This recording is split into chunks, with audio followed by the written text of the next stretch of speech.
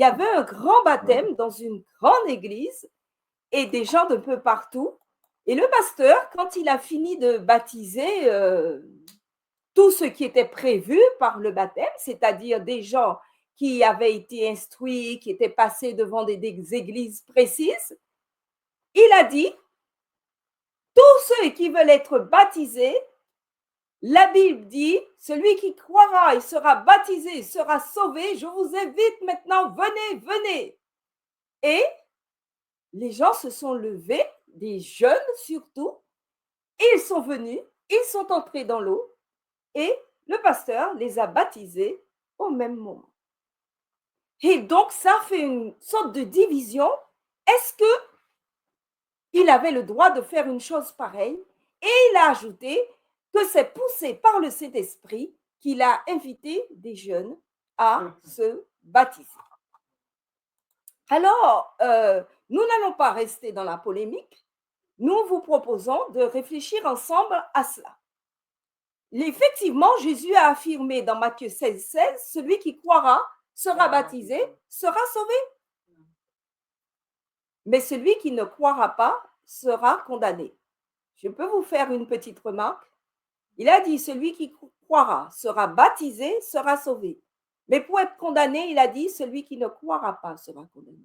Pourquoi il a dit, celui qui ne croira pas et qui ne sera pas baptisé ne sera pas? Parce que si on ne croit pas, on ne sera pas baptisé déjà.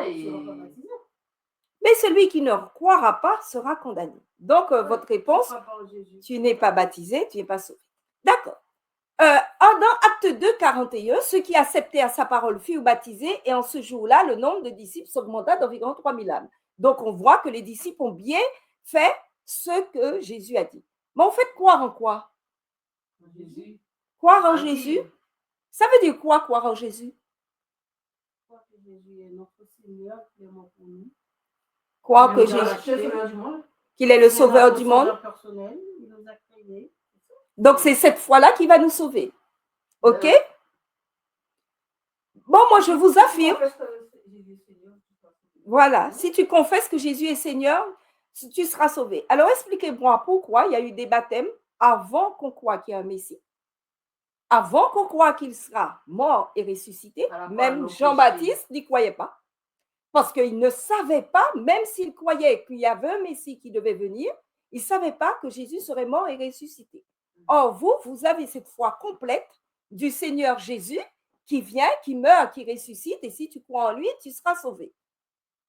Alors, puisque Luc 17, verset 29, nous font remarquer que les gens se faisaient baptiser du baptême de Jean et que ceux qui ne se faisaient pas baptiser par lui ont rendu nul à leur égard le décès de Dieu. Donc, ont rendu nul à leur égard le salut. Et ils ne connaissent pas, ils ne sont pas baptisés au nom de Jésus. Pensez-vous que tous ceux qui n'ont pas été baptisés au nom de Jésus seront perdus? Non. Par exemple, les Israélites aussi, ils étaient baptisés comme dans la mer Rouge. Voilà, il y a un verset qui dit ça. Donc, Christelle est très avancée parce qu'elle parle des Israélites qui ont été baptisés, mais on va voir ça tout à l'heure. Et il y a des personnes qui ne croient pas au nom de Jésus qui seront sauvées et qui ont été baptisées. Il y a aussi des personnes sauvées sans baptême. Oui. Alors que Jésus, le larron sur la croix. Et il y a aussi des perdus avec baptême. Des gens qui ont été baptisés par les disciples. Oui, mais qu'on est vraiment conscient dans la Bible, ils viennent d'être baptisés et après il y a un problème. Il y a en particulier le cas de Simon le magicien. Oui. Simon, Acte 8, 13 dit, Simon lui-même crut et après avoir été baptisé. L'autre aussi, c'est pas pareil par rapport aux qui ont dit qu'ils vont donner l'argent. Après qu'ils étaient. Mais c'est lui qu'elle dit, Simon. Voilà, il s'agit de Simon. Oui, on est sûr qu'ils sont perdus. Effectivement, Ananias et Saphira. Mais on n'a pas le récit de leur baptême, mais tous laissent à croire que c'était des vrais disciples qui ont été baptisés. Mais là, on a un récit dans Acte 8, 13 où la personne est baptisée et d'ici quelque temps, on s'aperçoit, mais il n'y a pour toi ni quand ton cœur n'est pas droit devant Dieu. Donc, celui qui croira et sera baptisé sera sauvé, nous pose une première question.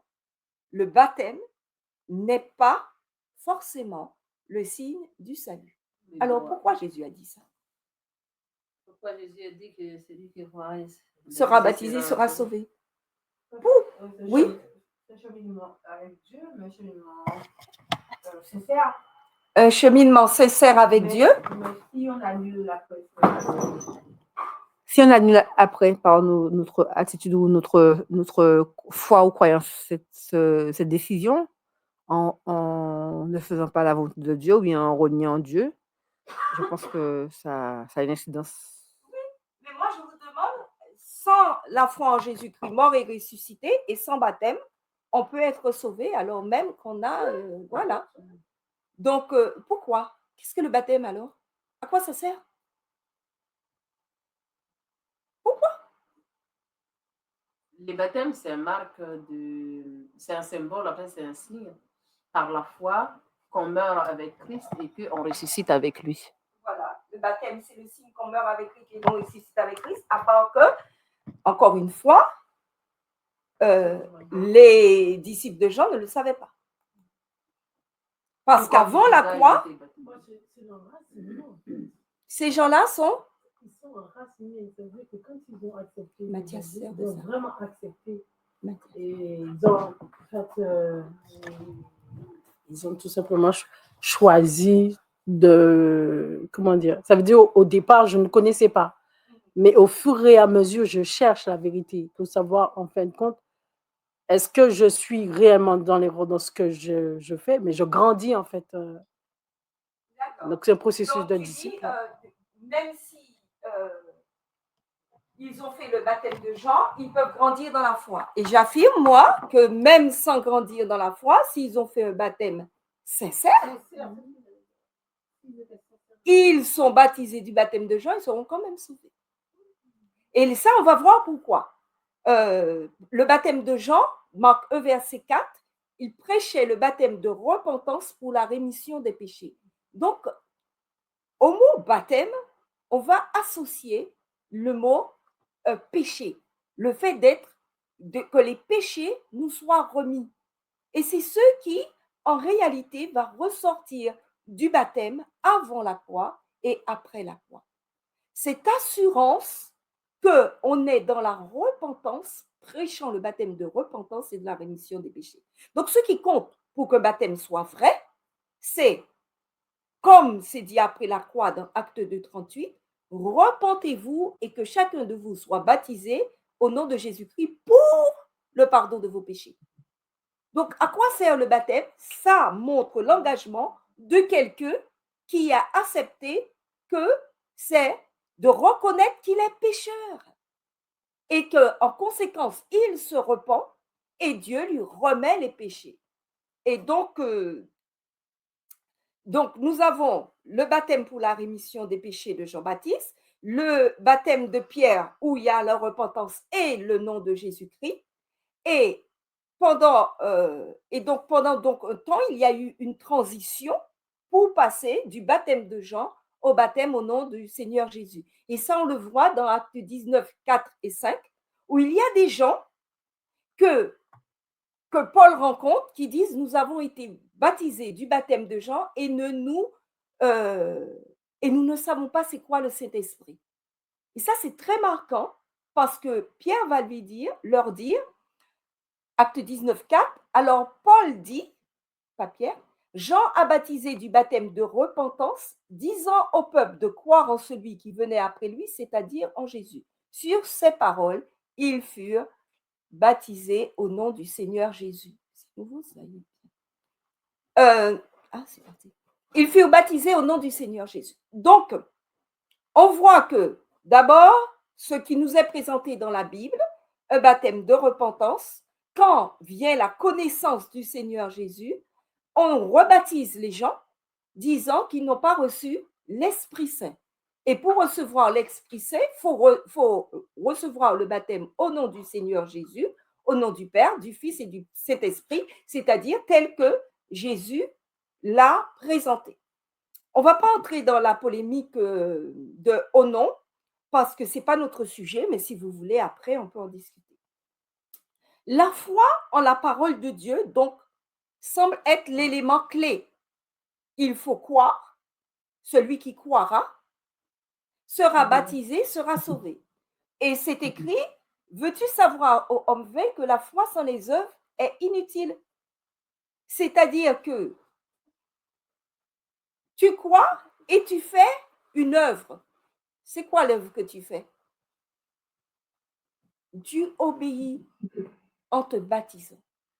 Et si tu as la foi et que tu ne te baptises pas alors que Jésus a dit de se baptiser, tu te retrouves avec un problème.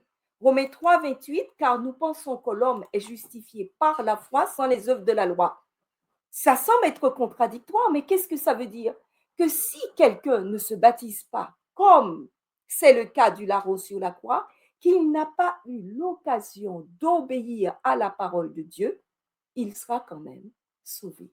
Parce qu'il est dans le désir d'obéir, il a la foi, il est justifié par la foi, mais il n'a pas eu l'occasion de faire cette œuvre-là.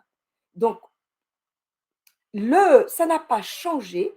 Dès l'Ancien Testament, nous sommes sauvés par grâce et pas par le baptême. Somme 31, 17, fais luire ta face sur ton serviteur, sauve-moi par ta grâce. C'est la grâce qui sauve. Romains 10, 17, et la grâce et la foi vient de quoi? La foi vient de ce qu'on entend. Ce qu'on entend vient de la parole de Christ. Et Éphésiens 2, 8, c'est par la grâce que vous êtes sauvés par le moyen de la foi, et cela ne vient pas de vous, c'est un don de Dieu. Romains 10, 17 est très intéressant, parce qu'il dit, la foi vient de ce qu'on entend, et ce qu'on entend vient de la parole de Christ. Qu'est-ce que ça veut dire? La foi qui va nous sauver sera relative à ce qu'on a entendu et compris de la parole de Dieu. Quand on nous donne la parole de Dieu, quand on y croit, on entre dans cette démarche de foi et d'obéissance. La parole de Christ devient pour nous une norme d'obéissance et de conduite. Et c'est ce qui nous sauve. Et c'est pour ça que ceux qui n'ont pas été baptisés sont quand même sauvés parce qu'ils ne savaient pas ou parce que... Mathias, qu'est-ce qui m'est arrivé? Excusez-moi, j'ai fait une maladresse. Et donc, et la foi, on a dit, la foi en la parole de Christ est la première chose, se reconnaître pécheur, croire qu'on est pécheur, croire et à ce moment-là se repentir, et on a la rémission des péchés. Donc, ce qu'on va recevoir, c'est la grâce d'être sauvé malgré qu'on a été des pécheurs. Et il n'y a aucun moyen d'être sauvé s'il n'y a pas la grâce de Dieu qui nous pardonne le péché. Pas de salut sans, avec le péché. Mais c'est très grave ce qu'on dit là. Parce qu'on a dit que la foi vient de ce qu'on entend. Et qu'on a dit qu'on ne peut pas être sauvé avec le péché. Mais le péché, c'est quoi?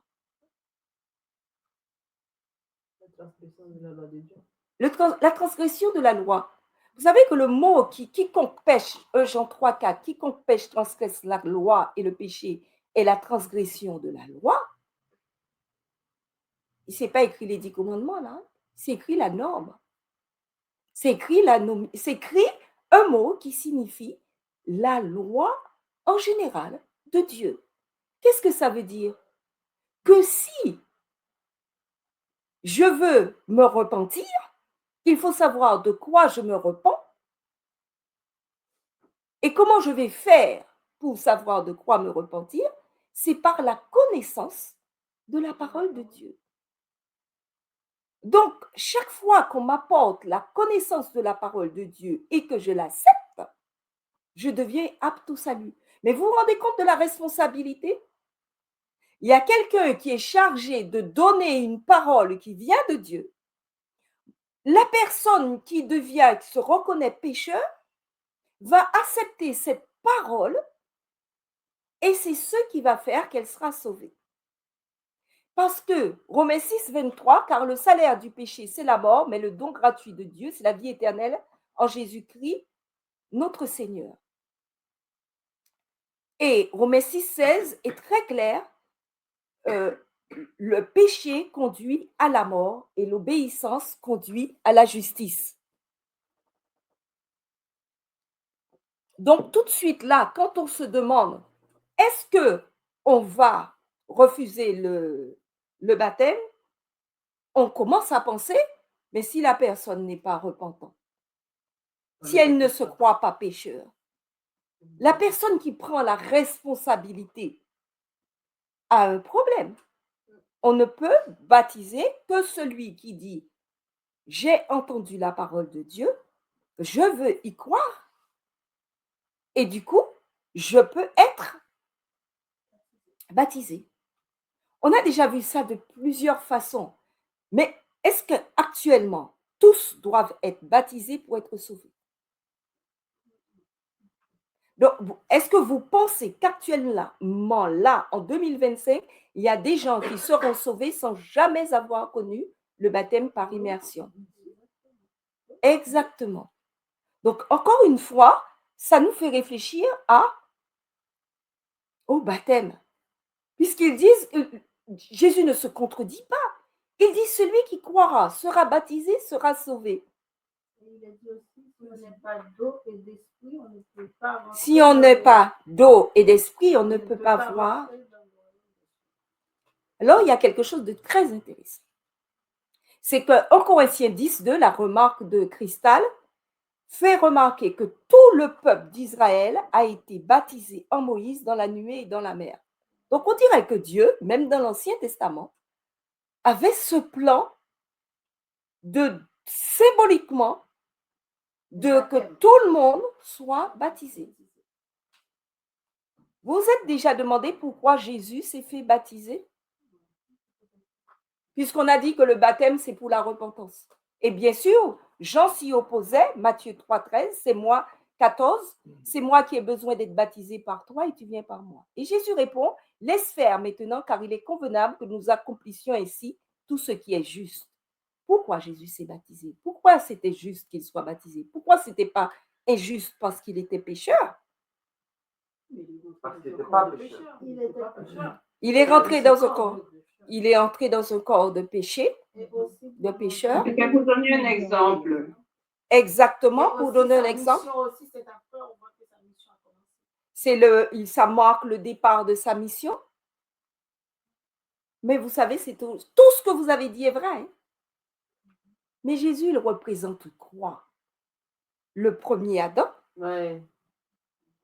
a péché et lui, il devient le deuxième Adam. Donc, quand il se fait baptiser, il se fait baptiser pour l'humanité. Pour celui qui croira, sera baptisé, sera sauvé, puisqu'il a dit quiconque croit sera sauvé. Et donc, celui qui croira, sera baptisé, sera sauvé. Tous ceux qui n'ont pas été baptisés, en réalité, le Christ vient les représenter. Il est le représentant de l'humanité qui se sanctifie. C'est pour cela que cette parole, celui qui croira, sera baptisé, sera sauvé, reste toujours vrai en Christ. Amen. Au nom de l'humanité, Christ s'est baptisé. Voilà. Et on peut se demander si c'est une supposition de moi. Non, Éphésiens 5, 25 et 26. Lorsque Paul parle aux maris, il va leur dire, aimez vos femmes comme Christ a aimé l'Église et s'est livré lui-même pour elle, afin de la sanctifier par la parole, après l'avoir purifiée par le baptême d'eau. Christ déclare qu'il a purifié toute l'Église par son baptême. Donc, ayons cette assurance que le baptême est utile, qu'on doit y obéir et se soumettre, et que ceux qui n'ont malheureusement pas eu l'occasion d'obéir, Christ fait ce chemin de justice, d'obéissance pour lui. Christ obéit à toute la loi pour l'homme. Maintenant, voilà, oui, j'écoute. Par rapport à ce que tu expliques. Et la personne dit, bon, moi, je crois en Christ, je ne veux pas me faire baptiser parce que Christ l'a fait pour moi. Oui, bien baptiser. À ce moment-là, c'est toute la loi qu'il faut remettre en question. Oui, donc Paula nous dit, mais si cette personne analyse ça, elle dit, c'est pas la peine que je me fasse baptiser. Il y a un problème avec Christ et un problème avec Dieu en général. Il nous donne la première chose pour montrer qu'on est des véritables croyants, c'est de croire en sa parole. Nos déductions, nos imaginations, nos interprétations, il dit très bien, je t'ai donné un cerveau. Tu comprendras après, obéis d'abord. Donc la première chose que j'aurais dit à cette personne, attention, Christ se baptise pour l'humanité et il te dit obéis. Donc obéis. Ensuite, la deuxième chose que je dirais à cette personne, toi aussi, Christ est mort et ressuscité, toi aussi, si tu en as, si il te donne l'occasion de prouver qu'il t'a donné un exemple, parce que ça a plusieurs aspects, il te montre aussi que tu dois mourir et ressusciter. Tu as l'occasion de le faire, tu as l'occasion d'obéir, obéis. De même qu'il y aura des gens qui n'auront jamais observé le sabbat, qui seront sauvés. De même, toi maintenant, si tu sais qu'il faut observer le sabbat et que tu dis Christ l'a fait pour moi, tu seras perdu. Donc, quand on n'a pas toute l'explication de versets ou toute une compréhension, montrons ce que Matthieu 3, 7, Matthieu 3, 8, produisez donc du fruit digne de la repentance. Reconnaître qu'on est pécheur veut dire maintenant, je me repens et je décide d'obéir. Donc, quand on se demande, est-ce qu'on peut contester le baptême de quelqu'un? Je vous dis que ça a été contesté dans la Bible. Il y a des baptêmes qui ont été contestés. Lesquels? Ce que je viens de vous lire. Matthieu 3, 7 et 8. Jean, voyant venir à son baptême beaucoup de pharisiens et de sadducéens, leur dit, race de vipères, qui vous a appris à fuir la colère à venir? Produisez donc du fruit digne de la repentance. Il s'est mis en colère quand il a vu que, ah ouais, vous croyez que c'est comme ça que vous allez être sauvés? Il s'est mis à leur dire ce que nous, on aurait dit, ben c'est des insultes ça. Il les a traités de race de vipères parce qu'ils venaient se baptiser et qu'il n'était pas d'accord parce qu'il pensait que ces gens-là n'étaient pas repentants et qu'ils voulaient simplement profiter de son baptême. Amen. Donc c'est vraiment quelque chose qui peut être contesté. Ensuite, Luc 3, 18 nous montre que toujours Jean annonçait la bonne nouvelle au peuple en lui adressant encore beaucoup d'autres exhortations. Donc, Jean va annoncer la bonne nouvelle, il va les exhorter. Et c'est-à-dire que il ne va pas leur dire celui qui croira et sera baptisé, il va leur dire produisez du fruit de la repentance et il va leur dire chaque fois c'est quoi se repentir. Je n'ai pas mis tout l'extrait, mais tout le long de Luc 3, chaque fois la foule l'interroge, les scribes l'interrogent, les gens du peuple l'interrogent, les collecteurs d'impôts l'interrogent et demandent que devons-nous donc faire? Puisqu'il dit repentez-vous et Jean va répondre par 3 fois, il va leur dire ce qu'il faut faire. Donc, quand il y a une repentance, il y a des choses à faire pour montrer qu'on est repentant. Ce n'est pas anti-biblique de demander à la personne, mais qu'est-ce que tu as décidé de faire parce que tu es repentant? Il semble bien que cette histoire de refuser le baptême a été aussi évoquée par l'apôtre Pierre. Dans Actes 10, 47, si vous vous rappelez, Pierre a un problème. Il est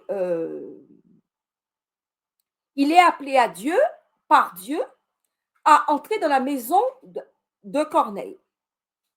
Corneille, c'est un païen. Pierre croit que les païens, il ne doit même pas entrer dans leur maison et donc c'est parce que non, Jean, en quelque sorte, lui fait comprendre qu'il ne peut pas faire autrement qu'il va le faire. Et qu'est-ce qu'il s'aperçoit? Que ces gens reçoivent le Saint-Esprit de la même manière qu'eux et qu'ils ont les mêmes manifestations de l'Esprit que les disciples à la Pentecôte. Et Pierre déclare en Acte 10, 47, mais peut-on refuser l'eau du baptême à ceux qui ont reçu le Saint-Esprit aussi bien que nous? Donc, il a voulu il montre que lui, il aurait refusé le baptême de ces gens-là si Dieu ne lui avait pas prouvé qu'ils avaient reçu le Saint-Esprit. Donc, est-ce que dans la Bible, il y a un esprit où on dit oui, il est possible de refuser le baptême? Très clairement. Oui, mais sauf que la prière n'avait pas raison. Il n'avait pas raison. C'est pas toutes les fois qu'on croit que quelqu'un ne peut pas que c'est la vérité. Exactement. On peut se tromper, mais c'est sur le principe. Est-ce que ça arrivait? Oui, Jean, sincèrement, se demandait aux gens, mais attention, je vous pose des questions là, je vous demande de montrer des fruits de repentance, parce que sinon, moi, je n'ai pas question que je vous donne mon baptême. Il était très clair pour Jean, c'est du n'importe quoi qu'ils veulent se baptiser. Donc, cet esprit, est-ce qu'on peut le retrouver dans la Bible? Alors, on va retourner sur les versets qu'on a pris, qu'on connaît déjà, qu'on a appris. Dans ces versets, c'est écrit, par exemple, dans Matthieu 28, 19, que j'ai là, « Allez, faites de toutes les nations des disciples, les baptisant au nom du Père, du Fils et du Saint-Esprit. » D'autres versions, c'est faire des disciples veut dire enseignez-les. Il n'est pas question de baptiser des gens de qui on n'a pas fait des disciples. Parce que c'est écrit, faites de toutes les nations des disciples, les baptisant au nom du Père et du Saint-Esprit. Et le verset 20, et je ne l'ai pas mis tout de suite là, c'est enseignez-leur à observer tout ce que je vous ai prescrit. Donc, il y a bien un enseignement de base qui veut dire que la personne devient disciple, c'est-à-dire quelqu'un qui a décidé de suivre toute la règle de foi de Dieu. Mathias, passe encore à Paula. Si on prend textuellement ce que tu as dit, faites de toutes les nations des disciples, on prend combien de temps pour faire de quelqu'un un disciple? Jésus a pris 3 ans. Ça veut dire, est-ce qu'il faut s'appuyer sur 3 ans que Jésus a pris pour attendre 3 ans avant de baptiser quelqu'un, ou est-ce que c'est... Après, tout le monde pourra répondre, mais c'est moi qui réponds seul pour l'instant. Jésus n'a pas fait de ses disciples des disciples après les 3 ans. Dès le départ, il en appela 12. Et ça a été les 12 disciples. C'est tous ceux à qui Dieu a dit, suis-moi. Ils l'ont suivi et ils ont fait tout ce qu'il leur a ordonné. Ils ont vécu comme lui, ils ont mangé comme lui, ils ont bu comme lui, ils se sont couchés comme lui, ils ont dormi comme lui, ils ont veillé sur tout ce que Dieu a dit et Dieu les reprenait pour tout ce qu'ils faisaient. Donc, un disciple, celui qui a décidé, je ferai tout ce que le Christ me dira, que je crois que le Christ me dira. Ce n'est pas après 3 ans qu'ils ont été déclarés disciples. C'est dès le début. Dès que tu connais Christ et qu'ils avaient une connaissance, ils ont cru et ils ont suivi. Et quand les 70 vont s'en aller, les 12 vont dire, mais Seigneur, à qui irions-nous? Tu as les paroles de la vie éternelle. Donc, il y a vraiment un départ quand on sait que la personne qui devient disciple, qui se baptise, ne connaît pas encore. On le sait. Elle ne connaît pas encore tout. Mais oui. Voilà. Donc, on sait qu'on baptise des gens qui ont décidé que la règle de foi basique qu'on va leur donner, donc en quelque sorte, et on verra que c'est ce que les disciples vont faire, on va demander à ces gens-là de faire un témoignage qu'ils ont décidé non pas de tout connaître, mais de changer, de devenir des croyants repentants et qui vont suivre, puisqu'ils vont devenir disciples. Et après, on va encore les instruire. Et voilà, ils vont tout laisser suivre Christ. Pierre leur dit, dans Acte 2, 38, repentez-vous. Donc, on est sûr que ça, c'est le minimum. Et se repentir de quoi? De la vie antérieure. Et c'est cette vie qui devra être laissée qu'on doit définir. et que chacun de vous soit baptisé au nom de Jésus-Christ pour le pardon de vos péchés, et vous recevrez le don du Saint-Esprit. Et Jacques 5,20 affirme que c'est celui qui ramène un pécheur à la voie où il s'était égaré qui sauvera une âme de la mort. Mais si vous ne lui dites pas en quoi il s'est égaré, vous n'allez pas le sauver de la mort. Donc, il y a une responsabilité de celui qui dit « Je veux ramener un pécheur, je veux qu'il soit baptisé », il va vous demander ce que la Bible dit de « Tu l'as ramené de quelle voie où il s'était égaré ?» Et le problème qu'on a posé, c'est que il y a des gens, en particulier dans notre église, qui vont dire mais il faut les instruire avant le baptême. Et il y a des gens qui disent non, on trouve nulle part cette instruction. Déjà, on l'a trouvé avec Jean, où les gens qui venaient à lui disaient mais que ferons-nous? Il faisait des exhortations, il disait que faire, et les gens changeaient de conduite. Maintenant, on dit Philippe et l'eunuque. Ça, c'est donné tout le temps. Est-ce que Philippe et l'eunuque, si vous connaissez l'histoire, Dieu enlève Philippe. Philippe se retrouve près d'un eunuque et l'eunuque est en train, à le rouleau d'Ésaïe dans sa main. Et après, Philippe lui demande « Est-ce que tu connais ce que tu lis ?» Philippe lui explique. Alors, et là, ça nous intéresse, à Acte 8, 35. Alors Philippe, ouvrant la bouche et commençant par ce passage, lui annonça la bonne nouvelle de Jésus. Donc Philippe, en réalité, fait son instruction. Et comme ils continuaient leur chemin, ils rencontrèrent de l'eau et l'eunuque dit, voici de l'eau, qu'est-ce qui empêche que je sois baptisé? Mais qu'est-ce que ça veut dire qu'il demande, qu'est-ce qui empêche que je sois baptisé? C'est quoi? L'eunuque qui pose ça, mais pourquoi il pose ça? Si, il a compris quoi? Il a compris l'évangile, mais que Philippe l'a tellement instruit qu'il sait maintenant que ce n'est pas seulement sur Ésaïe que Philippe l'a instruit, mais que Philippe lui a donné une connaissance tellement globale qu'il lui a appris qu'en réalité, si tu veux être sauvé, il y a le baptême. Donc, on ne peut pas dire que l'eunuque ne savait rien, puisque Philippe l'a instruit depuis sur la connaissance du rouleau d'Ésaïe qu'il voulait lire, plus tout ce qui concernait l'évangile de Jésus, au point que l'eunuque conclut mais qu'est-ce qui empêche que je sois baptisé? Donc, il a été instruit aussi sur le baptême. Et Philippe lui dit, si tu crois de tout ton cœur, cela est possible. Et qu'est-ce que croire donc?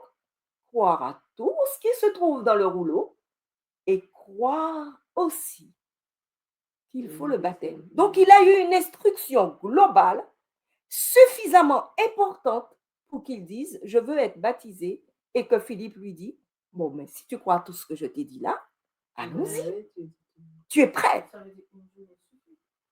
Bien sûr, si la personne te dit Amen pour tout ce que tu dis. Si elle dit Amen, je crois à tout ce que tu dis, bien sûr, pas même une journée. Pour dire, après on verra. Bon, mais on va continuer. Pierre et le centenier maintenant. Comme tu viens de dire, une journée suffit. Pierre va aller, il va instruire le centenier et tout ce qui était avec lui. Et tout ce qui est avec lui vont prendre le baptême. Mais pourquoi il a fait venir Pierre? Pour entendre, nous dit Acte 10, 22, entendre les paroles. Et quand il a entendu toutes les paroles que Pierre, qui a été envoyé pour l'instruire, ils reçoivent le Saint-Esprit. Et Pierre dit, mais qu'est-ce qui empêche qu'ils soient baptisés? Ils ont entendu les paroles, ils ont cru, ils ont reçu le Saint-Esprit, je les baptise. Et ils ont reçu le Saint-Esprit au moment où Pierre... Oui, quand Pierre parlait. Oui, quand Pierre parlait, c'est ce que je dis, parce que Pierre, justement, pensait qu'il ne va pas baptiser ces gens-là.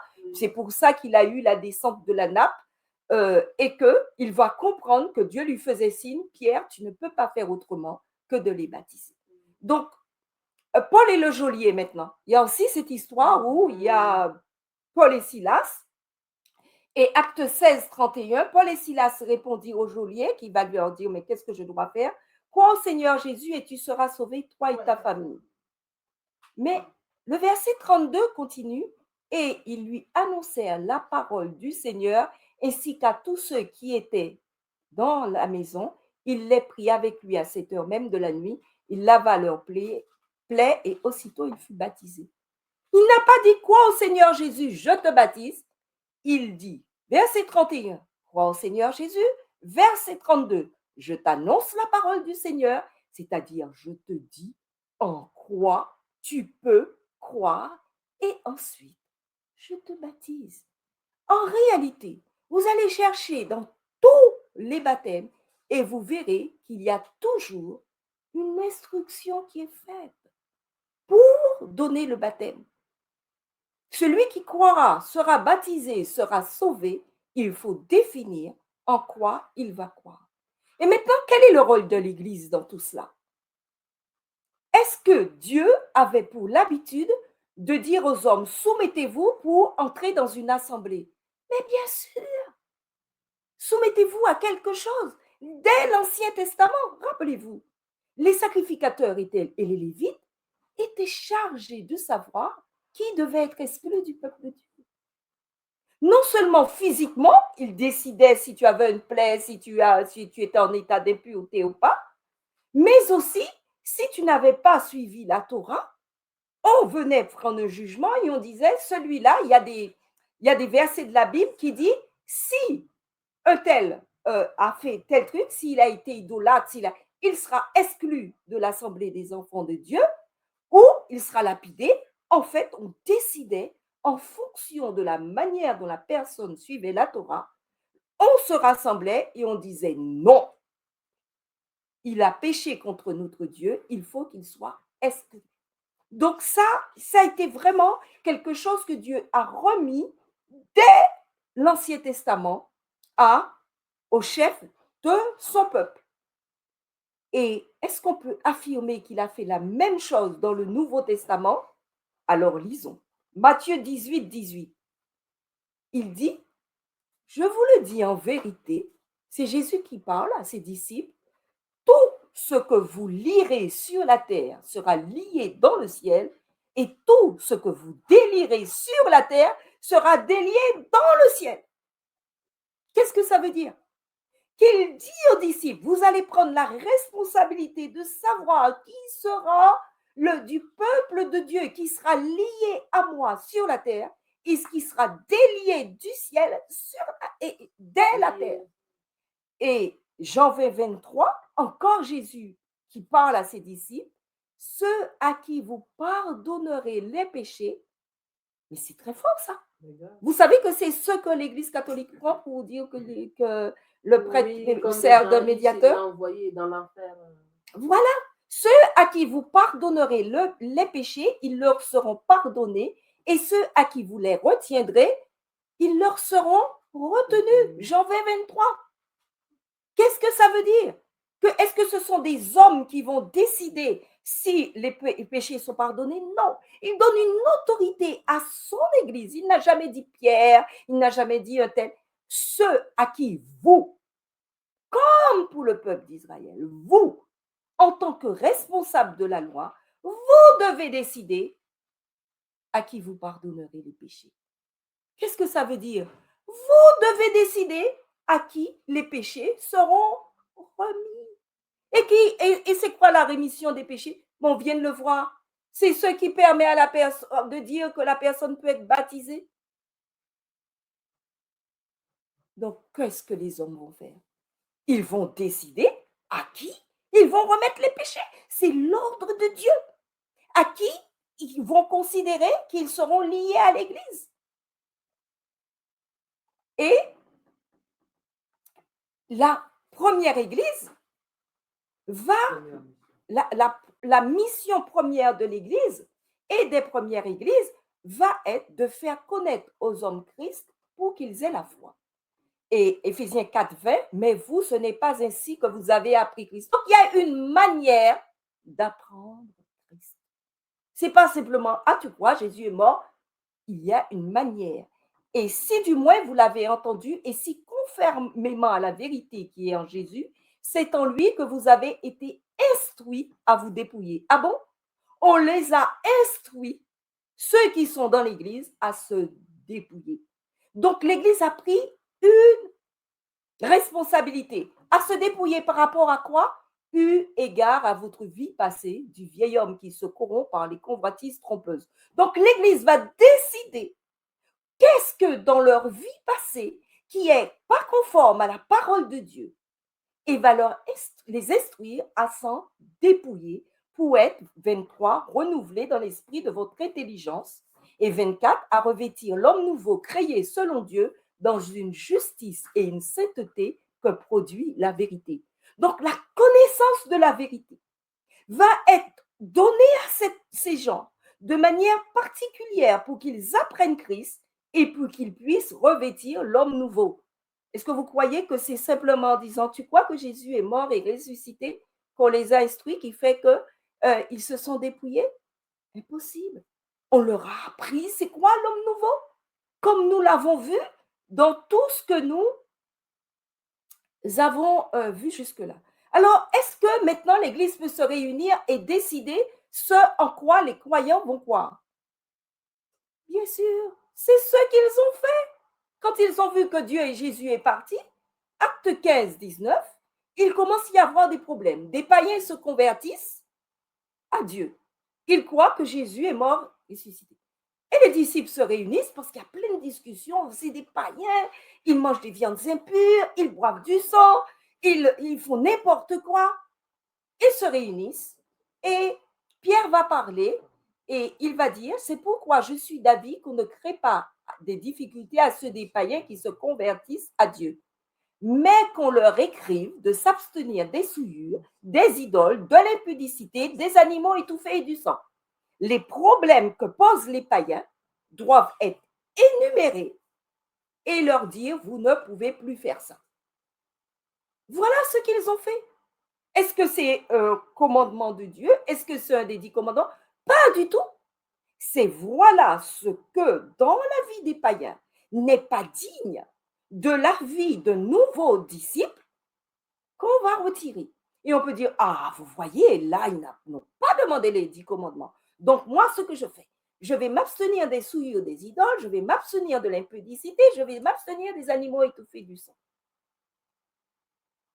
Sauf que Pierre dit pourquoi? Car depuis des générations, Moïse a dans chaque ville des gens qui le prêchent, puisqu'on le lit tous les jours de sabbat dans les synagogues. Il dit, on va leur demander ça parce que pour ce qui est dans la Torah, tout le monde sait. Mais est-ce que c'est ce qu'ils ont dit, ce n'est pas dans les Torah? Oui. Les étoffes. Oui, mais il y avait ces points précis qu'ils n'avaient pas mis en avant et qu'ils n'appliquaient pas. C'est comme si tu arrives et que tu vois que quelqu'un semble avoir compris l'évangile, ça arrive souvent, par exemple, j'ai bien lu Lévitique 11, mais je n'ai jamais compris que ça s'appliquait aux fruits de mer, aux huîtres, ou aux crabes, ou aussi au ça, je ne sais pas.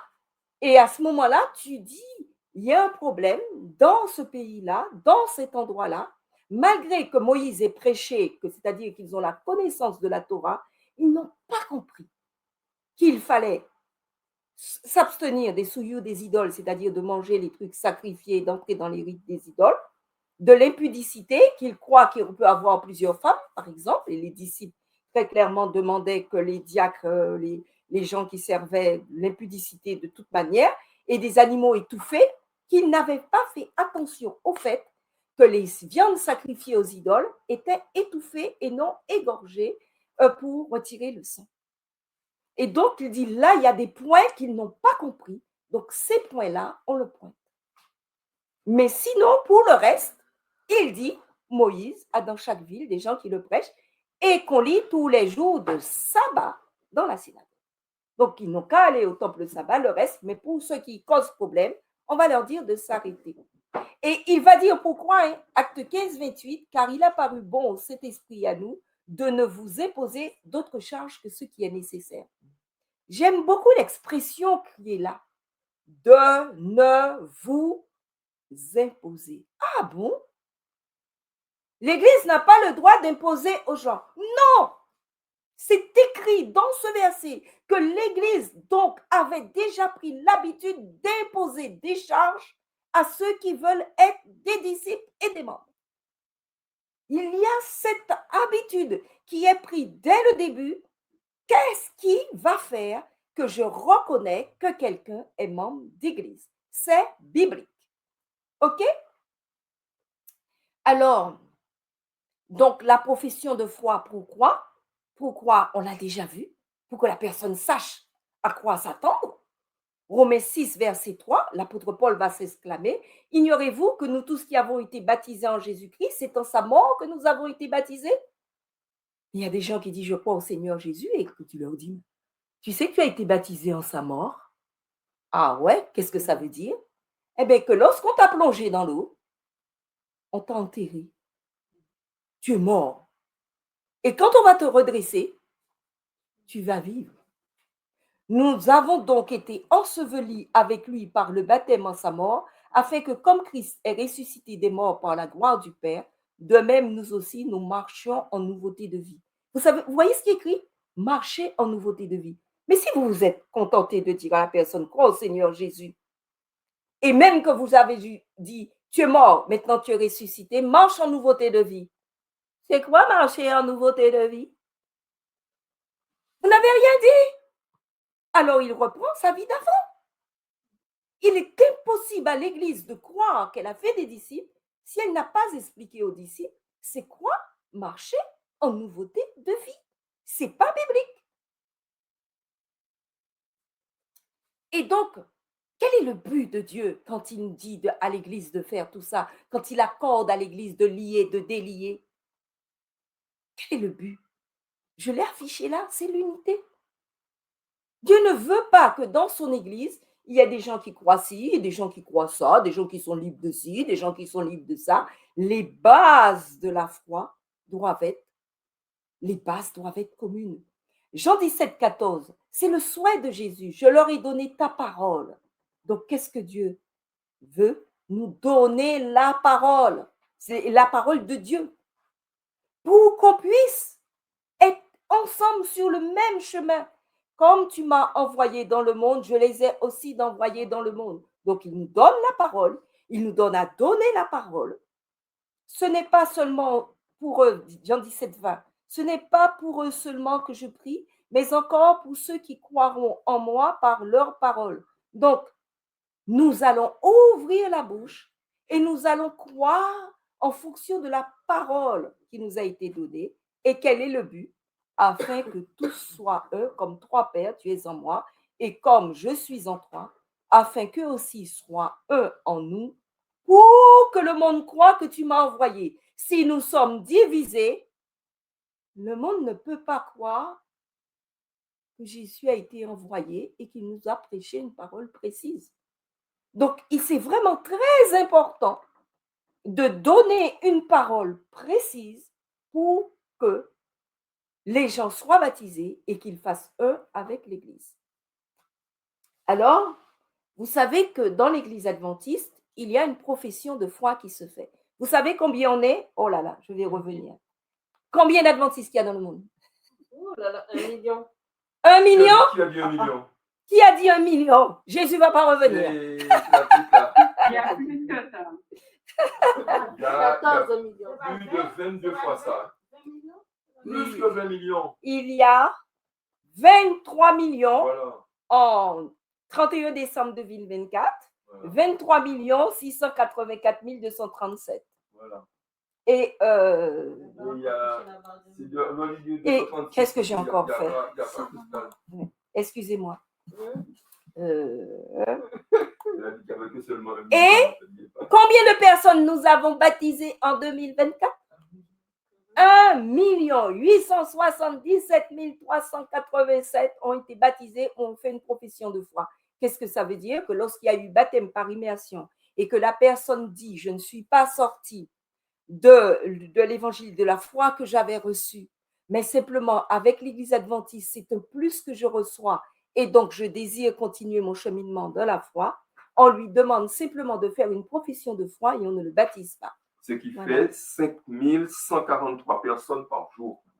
Donc, Dieu soit loué. 5143 baptêmes. Nous baptisons et la profession de foi ne nous empêche pas de baptiser. Et donc, la 15e croyance fondamentale au sujet du baptême, nous croyons en la mort, la résurrection de Jésus-Christ et nous témoignons de notre mort au péché et de notre décision de mener une vie nouvelle. Et immersion dans l'eau, profession de foi, et nous donnons des preuves de repentance en disant ça, je reconnais que c'est mal. Et nous disons, le baptême est précédé par une instruction fondée sur l'Écriture sainte et par une acceptation des enseignements qu'elle contient. Alors, je ne vais pas vous lire toute la profession de foi de l'Église adventiste du 7e jour. Sachez que la profession de foi n'est pas si définie que ça. Il y a des éléments fondateurs. Et j'ai eu donc cette profession de foi. Normalement, on fait toute l'instruction avant le baptême. Ensuite, la personne est amenée devant le comité d'église où on lui demande si cette instruction a été faite et les questions qu'on lui pose. Et ensuite, généralement, on fait un résumé de ces questions et on pose à la personne les questions. Bon, ça peut être contesté, mais voilà les éléments fondateurs de cette confession de foi. Bible est la parole de Dieu, retour de Jésus prévu, Dieu est unique et il y a unité totale, Père, Fils, Saint-Esprit. Jésus est entièrement divin et entièrement humain. La mort et la résurrection de Jésus, c'est les seuls moyens de salut, donc on est sauvé par grâce. Les morts sont inconscients, ils dorment, et les sauvés seront ressuscités, ceux qui ne seront pas morts. Jésus est dans le lieu très saint du sanctuaire céleste. On est censé savoir tout ça quand on se baptise adventiste. Les 10 commandements avec le repos du 7e jour qu'on demande à partir du coucher du soleil le vendredi. Le corps, on leur dit, c'est le temple du Saint-Esprit, donc en conséquence, abstenez-vous de toute impureté, viande, nourritures impures, boissons alcoolisées, tabac, toute drogue, et même d'en faire commerce. Et c'est la 10e, je l'ai mis en italique parce que c'est elle qu'on dit, mais attention, pourquoi il demande ça? Nous croyons que l'Église a reçu le Saint-Esprit et que un instrument pour ce Saint-Esprit a été le ministère d'Ellen White. Il y a à qui on ne demande pas ça, on dit simplement, croyez que l'Église a le don de prophétie et on ne mentionne pas le nom Ellen White, mais sachez que c'est possible de le mentionner. Ensuite, nous croyons qu'il faut donner la dîme, parce qu'on dit c'est de la malhonnêteté que de faire entrer quelqu'un dans l'Église adventiste et après de lui dire, tu sais, l'Église a pour coutume de donner la dîme. Ça se fait pas en fait. Ensuite, le baptême, se joindre à l'Église implique le pardon des péchés et le don du Saint-Esprit. Simplement le baptême par immersion donne les deux. Et nous croyons aussi que l'Église adventiste a une mission d'Église du reste qui garde les commandements de Dieu, la foi de Jésus et qui a le témoignage de Jésus. Donc, j'ai vu très rapidement, j'ai mis le lien de PDF qui pourrait vous donner toute cette profession de foi dans le détail. Donc, n'oublions pas que ce qui est important de retenir, c'est que lorsqu'on est baptisé, on est enseveli, Colossiens 2,12, enseveli avec Christ par le baptême, ressuscité en Christ et avec Christ par la foi, en la puissance de Dieu qui l'a ressuscité des morts. Et que cherche l'Église? À faire LFB, c'est-à-dire un seul Seigneur, une seule foi, un seul baptême. Et là, le mot baptême ne veut pas dire nécessairement je veux baptiser une seule fois, ça veut dire nous communions dans la même croyance. Parce qu'un baptême, c'est une mort à quelque chose. Et nous disons à la personne à quoi on vous demande de mourir et à quoi on vous demande de revivre. Alors, qu'implique le baptême? Encore une remarque, c'est que, que le baptême, selon 1 Pierre 3, 21, figure du baptême qui n'est pas la purification des souillures du corps, mais l'engagement d'une bonne conscience envers Dieu. Pierre déclare que ce n'est pas par le baptême qu'on est purifié de ses péchés, que ce n'est pas un truc magique, un miracle. C'est parce qu'on a déjà dit, je crois en Seigneur Jésus, je me repens de mes péchés, je décide de vivre une vie nouvelle, qu'on te dit, eh bien, tu es prêt? Eh bien, on va symboliser, on va montrer ton engagement par le fait que tu obéis. Et c'est pour ça que Pierre dit, le baptême, c'est l'engagement d'une bonne conscience envers Dieu qui maintenant vous sauve, vous aussi, par la résurrection de Jésus-Christ. Et il fait remarquer que les gens au jour de Noé furent sauvés à travers l'eau. Donc cette dimension de passer dans l'eau est donnée par Noé, par les Israélites lorsqu'ils ont traversé la mer Rouge, et aussi par Christ qui dit, je suis le représentant de l'humanité qui a été baptisé. Soyons très clairs. Est-ce que si quelqu'un demande le baptême et qu'elle n'a pas, par exemple, la profession de foi à laquelle nous croyons, nous allons dire, c'est une urgence, il faut la baptiser parce qu'on ne sait jamais si elle fait un accident et qu'elle meurt sur la route, alors qu'elle a demandé le baptême, elle ne sera pas sauvée. Est-ce que vous croyez en ça? La personne a demandé le baptême, on a dit non, tu n'es pas prêt. Qu'est-ce que vous allez faire? Vous allez dire, mais c'est du n'importe quoi. Voyez, elle a demandé le baptême, ça fait peut-être le jour même ou un mois, tout ça, et on lui a refusé le baptême. Mais si seulement elle avait été baptisée, vous n'entendez pas ça souvent? Est-ce que maintenant qu'on a lu tout ça, vous pensez que c'est juste? Est-ce que la personne, parce qu'on lui a refusé le baptême, aura des problèmes avec Dieu? Pas plus qu'avant. Mais non, pas plus qu'avant sa mort. Elle a fait ce qu'elle a pu, les hommes lui ont dit non, et Dieu a vu son repentir sincère et sa démarche vers Dieu. Et comme le baptême n'est pas la purification des souillures du corps, mais l'engagement d'une bonne conscience et le témoignage devant tous, Dieu l'a purifiée des souillures de son corps si elle était sincère, et l'engagement qu'elle n'a pas pris devant les hommes, l'engagement d'une bonne conscience devant Dieu, Dieu va considérer cela. Et l'Église adventiste déclare, si c'est conforme, dans Conseil à l'Église, combien il eût été préférable que le premier messager de la parole ait donné une instruction fidèle et complète sur les sujets essentiels. Même s'il devait en résulter un moins grand nombre de baptêmes, Dieu se réjouirait davantage de voir 6 personnes réellement converties que d'en voir 60 faire une profession de foi qui ne repose pas sur une vraie conversion. Voilà ce qu'a écrit Ellen White. Donc, n'ayons aucun doute, le baptême ne sauve pas, mais si on ne se baptise pas alors qu'on a compris que Dieu nous demande de nous baptiser, on est perdu. Alors, on peut maintenant conclure sur le fait, est-ce qu'il faut se baptiser pour être sauvé? Oui, si tu sais qu'il faut se baptiser. Le baptême est donné après quoi? Après qu'on ait cru, qu'on ait confessé ses péchés, qu'on se soit repenti, qu'on ait décidé de vivre en Christ et avec Christ. On est sauvé par grâce.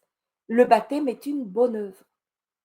Jamais le baptême ne va sauver quelqu'un. C'est la mort et la résurrection de Jésus qui sauvent. Car c'est par la grâce que vous êtes sauvés par le moyen de la foi en Jésus. Et cela ne vient pas de vous, c'est le don de Dieu. Ce n'est point par les œuvres afin que personne ne se glorifie, car nous sommes son ouvrage ayant été créés en Jésus-Christ pour de bonnes œuvres que Dieu a préparées d'avance afin que nous les pratiquions. Toutes les œuvres que Dieu a préparées d'avance pour nous, nous devons les pratiquer. Donc quand on dit baptisez-vous afin que vous soyez sauvés, on comprend que l'obéissance à la parole de Dieu, c'est ce qui nous a sauvés. Et Christ a pris mes fautes, j'ai revêtu Christ, dit Galates 3, 27, vous tous qui avez été baptisés en Christ, vous avez revêtu Christ. Donc, ayons la ferme assurance que nous pouvons revêtir Christ et que la connaissance du Christ et l'acceptation de la grâce du Christ, c'est ce qui va nous sauver. Et même la profession de foi ne pourra pas nous sauver, mais sans la profession de foi, nous ne savons même pas comment vivre une nouveauté de vie en Christ.